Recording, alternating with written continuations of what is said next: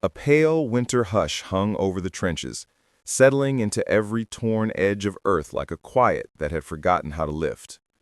The frost moved slowly across the ground, turning mud into something stiff and still, as if the war itself had paused to take a breath. In the dim morning light, the wooden planks lining the trench walls glistened with a thin sheen of ice, their surfaces cold to the touch, echoing the breath of men who had learned to move gently in this frozen world. Nothing hurried here. Even sound seemed to drift rather than travel, carried on air so sharp it felt almost clean. The distant guns, usually restless, murmured only now and then, like a memory trying not to wake anyone. British soldiers stood wrapped in great coats that never truly kept the cold out, their hands tucked into pockets where warmth belonged to yesterday. Boots pressed softly into the hardened mud, making shallow impressions that looked temporary, as though the land refused to remember them. Every exhale formed a small cloud, rising slowly, dissolving into the colorless sky. Some men leaned against the trench walls, eyes wandering across the still horizon, studying a silence that felt older than any of them. Others held There was no urgency here, only the steady weight of winter settling deeper into the day, drawing the viewer gently into a world waiting for something unnamed to begin. The men felt the cold in more than their fingers. It settled somewhere deep inside, in a place where memories of warmth and home used to sit untouched. Now those memories rose slowly, uninvited, carried by the quiet of the morning. A few soldiers kept their letters folded in their breast pockets, worn soft from being opened too many times. They didn't need to read them anymore. The words lived in their minds, voices of wives, mothers, or children calling them back to kitchens filled with familiar smells, or fireplaces that hummed like a gentle promise. Here, that warmth felt impossibly distant. Faces were leaner than the year before, marked by nights spent half sleeping, listening for danger in the dark. Some men stared at the horizon the way one might look at a window toward home, searching for shapes that weren't there. The war had taken their energy slowly, not in sudden strokes, but in long stretches of worry and cold, until even laughter felt fragile. Yet beneath the exhaustion, there was still a softness, an unspoken wish to feel human again. And in that quiet longing, the first threads of empathy toward their unseen companions began to form.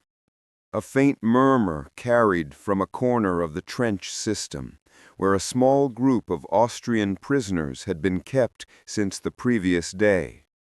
Their presence didn't disturb the stillness, but it added a different kind of quiet, a watchful one. Now and then a soft cough or the shifting of boots on frozen ground drifted through the air, subtle reminders that the war had brought strangers into close quarters. Most British soldiers didn't look their way for long, not out of anger, but out of a tired uncertainty about what to feel. The prisoners stayed close together, speaking in low tones that blended with the wind, their accents rising gently, almost musical against the hardened landscape. No one approached them yet. Still, the awareness of their nearness lingered like a question waiting to be asked, hinting that the morning held something unexpected beneath its calm surface. They stood huddled close to one another, the Austrian prisoners, wrapped in coats that were never meant for winters this bitter. The fabric had thinned from long marches and restless nights, the seams stretched by weeks of wear. Hunger sharpened their faces, hollowing their cheeks in a way that made them look older than they were. Some held their arms across their chests, trying to trap whatever warmth their bodies could still offer. Others shifted slowly from foot to foot, not to keep moving, but to keep feeling alive in the cold that reached into bone. Their eyes wandered over the trench in small, cautious movements. They didn't know what the day would bring or how the British guards would treat them. The uncertainty pressed against them as firmly as the cold air. A few tried to speak softly among themselves, sharing fragments of home or memories that felt warmer than the world around them. But even those quiet conversations faded quickly, swallowed by the frost. They were captives in every sense, held by wires, by war, by winter itself. And as the wind brushed past them, carrying scents of earth and smoke, a gentle sadness settled over the scene, inviting compassion for men simply caught in a place none of them wished to be. They stood huddled close to one another, the Austrian prisoners, wrapped in coats that were never meant for winters this bitter. The fabric had thinned from long marches and restless nights, the seams stretched by weeks of wear. Hunger sharpened their faces, hollowing their cheeks in a way that made them look older than they were. Some held their arms across their chests, trying to trap whatever warmth their bodies could still offer. Others shifted slowly from foot to foot, not to keep moving, but to keep feeling alive in the cold that reached into bone. Their eyes wandered over the trench in small, cautious movements. They didn't know what the day would bring, or how the British guards would treat them. The uncertainty pressed against. Their thoughts drifted back to Austria in slow, wandering currents, the way the mind travels when the body is too cold to move with ease. Each man carried a private picture of home, held quietly behind tired eyes. One remembered the sound of church bells drifting down the valley on winter mornings, the echoes warm despite the snow. Another saw the wooden table in his mother's kitchen, where steam from a pot would rise in soft curls, filling the room with the smell of broth and herbs. Someone else thought of a small child who used to run to him after work, arms wide, cheeks flushed from the cold. These memories moved gently within them, like distant lanterns flickering against the dark. The more they recalled, the more their longings settled like a weight across their shoulders, not sharp, not painful, just a steady ache that reminded them of everything waiting far away. Shared these fragments sometimes, murmuring through chapped lips, letting each familiar detail soften the dread of not knowing when or if they would return. The memories didn't erase their fear, but they gave shape to the hope that still lived quietly inside them. Some imagined the smell of pine trees after fresh snowfall, or the glow of a tavern window at dusk. Others pictured mountains rising against soft winter light, solid and reassuring in a way the muddy, broken trenches could never be. These small visions brought warmth for a moment, reminding them that they were more than prisoners. They were sons, brothers, husbands, men who once had ordinary lives shaped by love and routine. And in that gentle remembering, their Brief moments of eye contact flickered like sparks, but they faded quickly, swallowed by uncertainty. Each side carried stories the other could not yet imagine, leaving a soft, unspoken barrier that wrapped around them more tightly than the winter wind. Christmas Eve crept over the trenches without its usual glow, arriving not with bells or laughter, but with a kind of muted heaviness that settled over every man who felt the date in his bones. In peacetime, this night carried warmth, soft candlelight, familiar hymns drifting from open church doors, tables set with care. Here it felt like a memory wrapped in frost. The soldiers felt the ache of it quietly, each recognizing the absence of what should have been. Instead of warm rooms and the murmur of family voices, they faced a sky drained of color, a world stripped down to mud, ice, and the slow pulse of survival. Some traced thoughts of home in their minds, imagining the scent of baking bread or the gentle rustle of a Christmas tree being lit.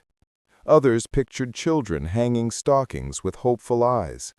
These small visions softened the edges of the night, but they also deepened the ache of distance. Even the Austrian prisoners felt it. Though no words passed between them and the British guards, the weight of the evening rested on them just the same. Christmas belonged to both sides, threading through memories shaped long before uniforms divided them. In that shared quiet, an invisible closeness formed, delicate and unspoken, binding them through longing rather than war. They gathered the rations slowly, almost ceremonially, as if the act itself could soften the sharp edges of the night. No one expected a feast, not here, not in this torn stretch of earth, but the British soldiers still tried to shape something resembling Christmas from whatever they had.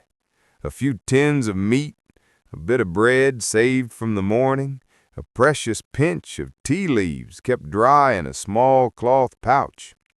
One man produced a dented tin of plum pudding he had been saving for weeks, holding it up with a shy grin that carried more warmth than the food itself ever could.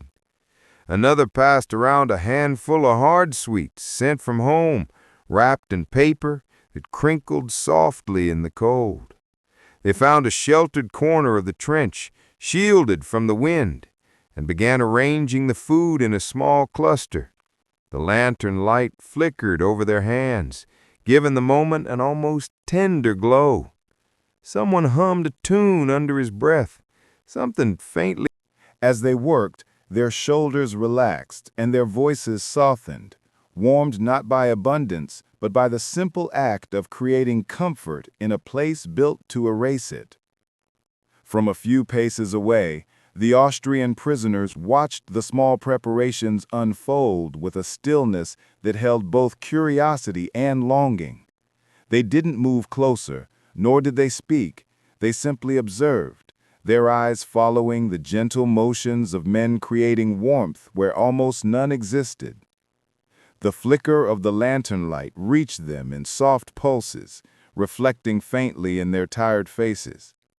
For a moment, the simple act of arranging food seemed almost miraculous, a reminder of traditions they too once knew. Tables crowded with family, fragrant kitchens, the comfort of a night that promised peace. They could smell hints of the broth drifting through the cold air, delicate and almost sweet. Their hands tightened around their thin coats as if holding themselves steady against a wave of memory. It began as a small thought, the kind that drifts quietly through a tired mind before anyone dares to give it shape. One British soldier, warming his hands over the faint steam of the pot, glanced toward the prisoners standing in the shadows. Their silhouettes looked thinner in the lantern light, their coats pulled tight around their bodies, their breath rising in faint, trembling clouds. The sight lingered with him. Another man noticed his gaze and followed it, his expression softening almost immediately. No one said anything at first. The idea felt almost unreasonable, sharing their already meager Christmas meal with prisoners of war. It bordered on unthinkable. Yet the silence between them carried a kind of moral weight, as if the night itself had posed a quiet question. Slowly, heads turned, one after another, until the group found themselves contemplating the same impossible. It began as a small thought, the kind that drifts quietly through a tired mind before anyone dares to give it shape. One British soldier, warming his hands over the faint steam of the pot, glanced toward the prisoners standing in the shadows. Their silhouettes looked thinner in the lantern light, their coats pulled tight around their bodies, their breath rising in faint, trembling clouds. The sight lingered with him. Another man noticed his gaze and followed it, his expression softening almost immediately. No one said anything at first.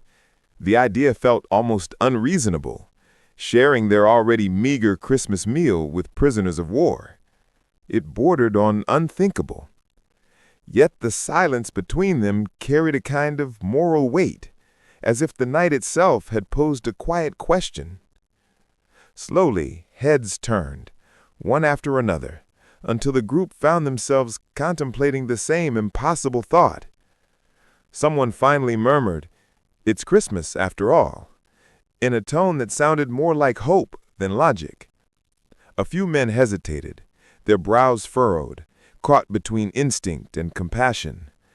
But the longer they watched the Austrians, they stepped forward cautiously at first, unsure how to approach men who had, until now, existed behind an invisible wall of silence. The cold air carried every sound, the crunch of boots on frozen earth, the faint rattle of tins held in gloved hands, the soft hiss of breath steadying nerves. A few Austrian prisoners straightened instinctively, not out of fear, but confusion, watching as the lantern's glow stretched toward them with each slow step the British soldiers took. No commands were shouted, no rifles raised. There was only the quiet shuffle of men crossing a boundary they had never imagined stepping over. One of the British soldiers lifted a small tin of pudding, holding it out with an awkward, almost apologetic half-smile. The gesture seemed to hover in the air for a moment, suspended in disbelief. The nearest Austrian prisoner blinked, as if questioning whether he understood what was happening. His eyes flicked from the tin to the soldier's face, searching for any sign of mockery or trap, but found only a tired sincerity. Around them, the trench seemed to fall even quieter, as though the war itself was listening. Another British soldier offered a piece of bread, breaking it gently before extending his hand. A prisoner reached out slowly, his fingers trembling not just from the cold, but from the shock of being shown kindness in a place built on fear. When their hands briefly touched, it felt like a fragile spark passing between two weary worlds. The rest of the group stood frozen in a strange awe, watching the impossible unfold.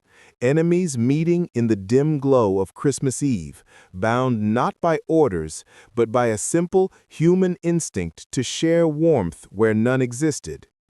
For a long moment, the prisoners simply stared at the food in their hands, as if it were something they had only imagined in the half-dreams that hunger brings. The warmth of the tin seeped slowly through their cold fingers, grounding them in a reality they struggled to accept. One man's eyes filled with a brightness that wasn't quite tears, but something close, an emotion caught between disbelief and relief. Another let out a soft, shaky breath, the kind that comes when a burden briefly loosens its grip. They exchanged quiet glances among themselves, each one silently asking the others whether this kindness could possibly be real. No words formed at first. Gratitude lived in their expressions, carried in the faint softening of their shoulders, in the subtle lift at the corner of a mouth too tired to smile fully. When a prisoner finally nodded in thanks, it was small, almost hesitant, yet deeply sincere. And in that fragile acknowledgement, the night shifted, turning the impossible into something human, gentle, and unforgettable. They gathered in a loose circle, not quite mingling, yet no longer divided. The food they shared was modest, just scraps by any peacetime measure. But in the frozen stillness of the trench, it felt almost comforting. A loaf of coarse bread was passed between rough hands, each man tearing off a small piece with quiet care, as though the act itself required gentleness. The crust crackled softly in the cold, and when the warm center touched their palms, it offered a fleeting reminder of kitchens far from the front.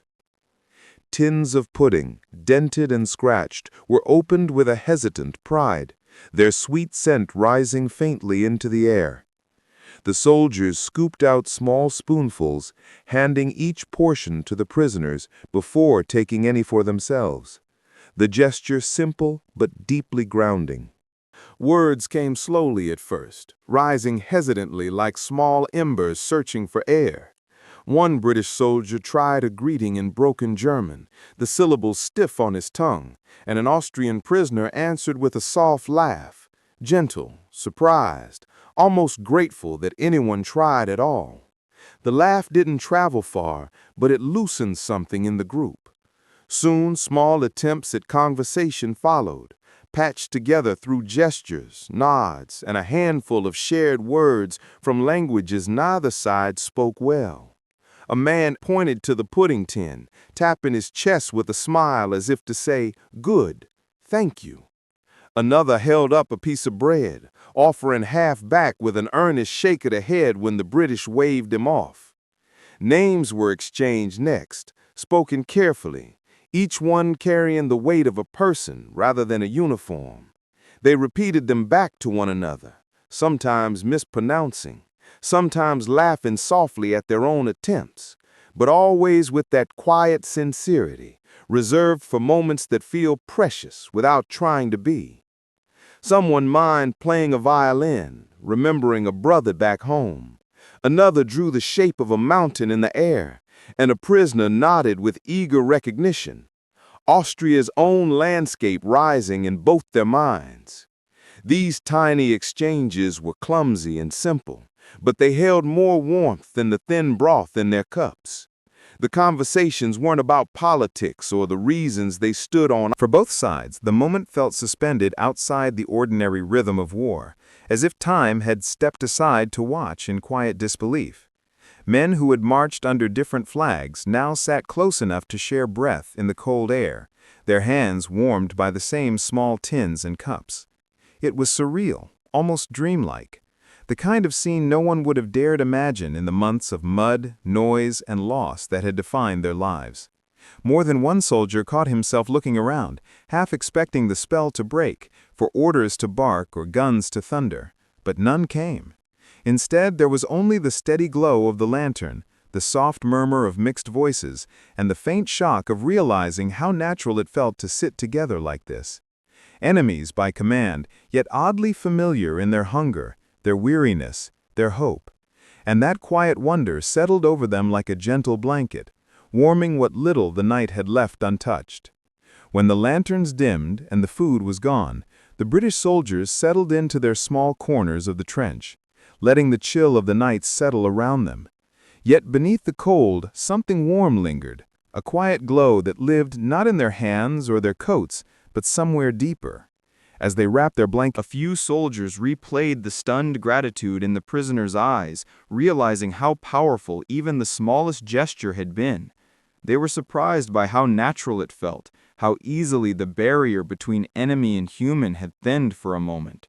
One man whispered to another that it was the first time in months he had felt like himself, not just a uniform lost in mud and orders. There was no pride in the act, only a quiet satisfaction, a steady sense that they had done something good in a place where goodness rarely found room to breathe. As they drifted toward uneasy sleep, the memory of shared bread and soft laughter lingered like a warm ember, carrying them gently into the cold silence of the night. By dawn, the spell had begun to fade, not abruptly, but with the slow inevitability of a tide pulling back to sea. The soft murmur of shared voices and the warmth of lantern light gave way once more to the familiar hardness of the trench. Frost clung to the earth again, and the distant rumble of artillery, muted the night before, returned like an old, unwelcome companion. The men rose from their blankets knowing that the brief moment of humanity could not protect them from the duties waiting ahead. The Austrian prisoners stood quietly, their expressions gentler but shadowed by the understanding that kindness did not erase the reality of captivity. No one spoke about the night's tenderness, they simply carried it within them, letting it settle somewhere safe, somewhere private. Nothing about the day to come. In the cold morning light, the memory remained like a faint warmth beneath the frost, reminding them that even war could not fully silence the human heart. In the long, shadowed history of the First World War, this small exchange of food and warmth barely registered in official records. It left no medals, issued no orders, changed no battlefield lines. Yet moments like this one, quiet, human, almost secret, became some of the most enduring memories carried home by the men who lived through the mud and cold. In a conflict defined by industrial destruction and relentless hardship, the simple act of sharing a Christmas meal revealed something that statistics and battle maps could never capture, that even in the darkest machinery of war, humanity could still flicker to life.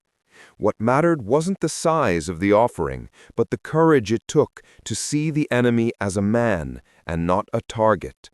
The British soldier's gesture, fragile as it was, pushed back against the dehumanizing force of war and offered a glimpse of who they had been before uniforms hardened their identities. For the Austrian prisoners, the memory carried equal weight, a reminder that dignity could survive captivity, that compassion could arrive when least expected. And when the men on both sides recalled the war in later years, it was moments like this that stayed tender in their minds. In the years that followed, the men who lived through that night would remember it not with excitement, but with a kind of peaceful disbelief, like recalling a moment of sunlight breaking through a storm. It wasn't the food they remembered, nor the exact words spoken, but the feeling that rose quietly between them. A reminder that kindness could exist even where it had no reason to. In the harsh landscapes of war, small gestures often mattered more than grand victories, and this one lingered in their memories like a soft glow carried long after the lanterns had gone dark. As they grew older, the world changed around them. Yet the memory of that shared Christmas, the brief warmth, the fragile connection, remained untouched. It reassured them that humanity could still surface in impossible places, slipping gently past barbed wire and fear. The trenches, once symbols of suffering, held that single night of peace as if preserving it for anyone willing to look closely enough. And in remembering it, the men found a quiet comfort, knowing they had witnessed something rare, enemies choosing, if only for a moment, to see one another as human.